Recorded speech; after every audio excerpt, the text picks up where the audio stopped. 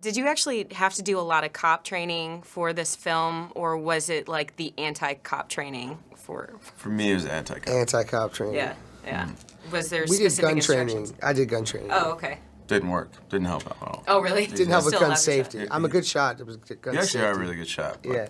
Terrible gun safety. Gun safety is bad. I've never felt more unsafe around anyone with a gun in my entire life. Yeah, it was not my forte. I see. I see. So they made it as dangerous as possible on the set. Yeah. Well, that's cool. I was very scared. I was like, please don't point that at me, please. Now, what kind of training went into you guys acting high?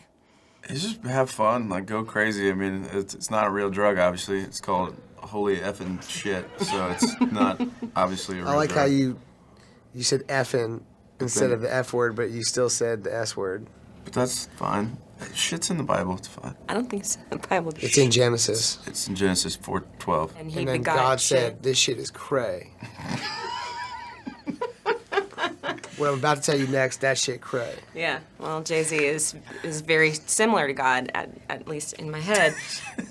Jesus. And as far as kind of the stereotypes and the typecasting that's kind of in this film, playing with like the nerd versus the cool dude and things like that, did you guys feel like the way that it was played with, that you guys went headlong into those stereotypes, headlong into the typecasting? I think it turns it on its ear. I think we use stereotypes, but it's not like we, do the stereotypical ones because things are so different now. I mean, when I was in high school, kids could, I was on the football team, but I loved video games and I loved, Dungeons and Dragons and stuff. Like, I loved stuff that people would probably say is nerdy or whatever, but I don't know. I think it's a great vehicle for a movie, and especially comedy. Yeah, we also were laughing at, the idea that stuff that made you nerdy 10 years ago is now kind of popular. Yeah, because this plays with the idea of, a generation has passed since 21 Jump Street was even a thing. Mm-hmm. It's way past, and so you're able to kind of open it up. Do you feel like anybody needs to come into this movie knowing much about 21 Jump Street?